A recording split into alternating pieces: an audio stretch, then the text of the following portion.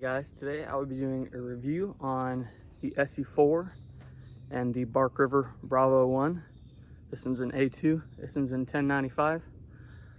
Both relatively the same length, about 4-inch blades. Today I'm going to do a review and see which one is the better camp knife. I'm going to be doing a series of tests. I'm going to do some batoning, I'm going to do some carving, and I'm going to do some chopping. And we're just going to compare the results and see which one makes a better knife. Let's get into it. First off, we'll do the Esee 4. I have a big piece of pine that I just cut. It's got some knots in it. It's a little too long, about 4 inches in diameter. So we'll start with the edge and we'll just see how she batons. I got my handy dandy pressure treated timber for my baton.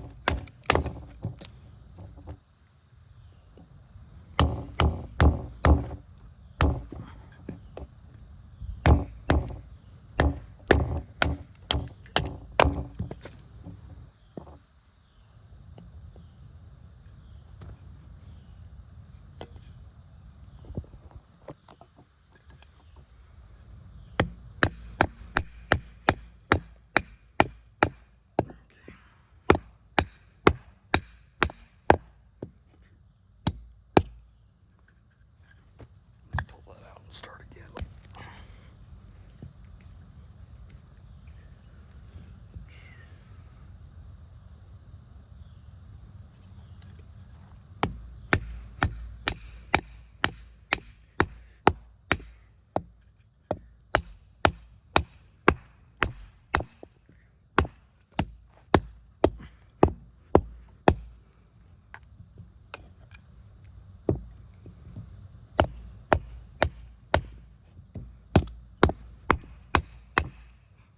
Okay, so it's a little bit too short to get through here, and you can see with this flat grind, it doesn't split great for big stuff. Obviously, if you're going along the edge, it'll do just fine, but it's kind of just getting stuck. You can see it's not really splitting the wood, it's more trying to cut it. So it'll do if you just kind of go along the rim. But if you try to just go straight for the center, it'll just kind of get stuck. Let's try the Bravo. Okay, next, the Bravo 1.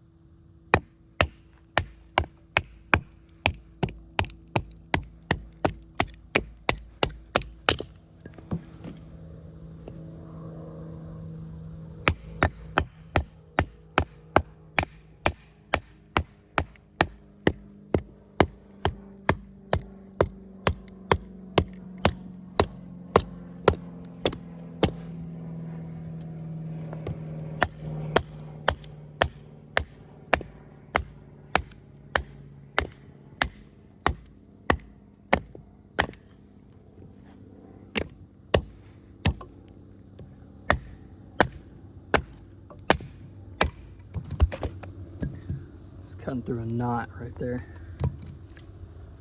All right, let's go for the center. Ooh. Right there, I think.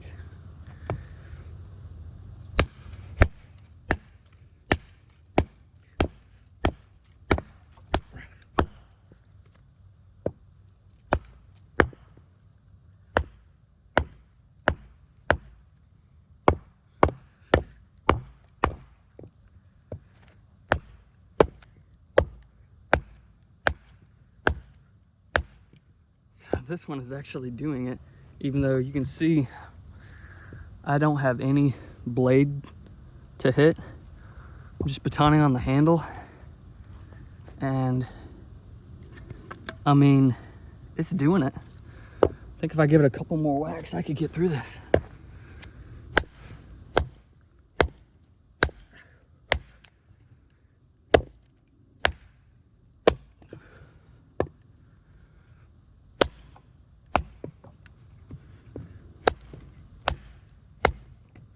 Look at that.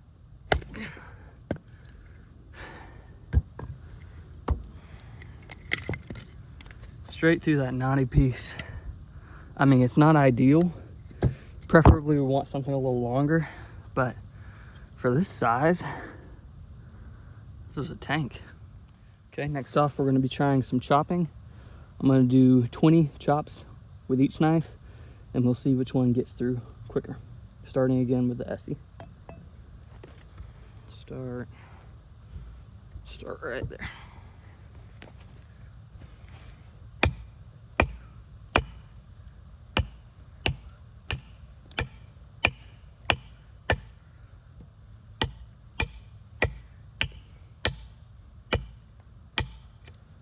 All right. So if you look at it, that's what we're working with here. Not bad. Not bad. Let's try the Bravo.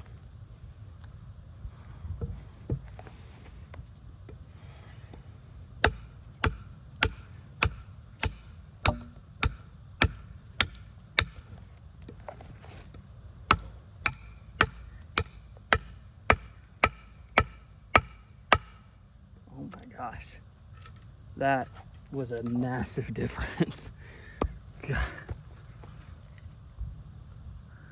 And I was hitting with equal force on each one. But look, just that extra weight on the Bravo. Gosh, chopped way better. That's actually way better than I was expecting. All right, let's move on to carving. All right, next up, I'm gonna do some carving. I have this piece of pine. I'm gonna count how many strokes it takes, how many cuts it takes to put a point on this.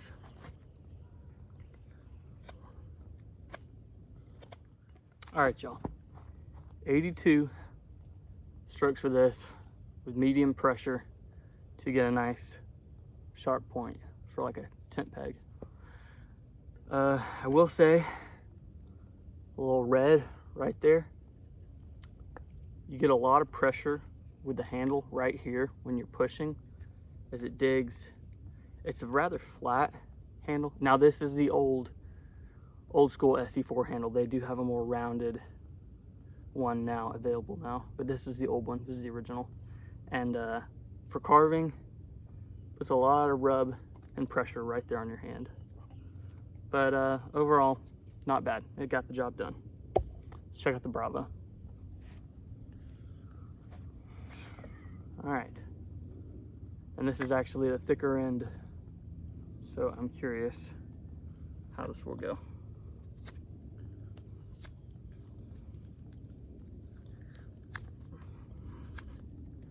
And the results, 54.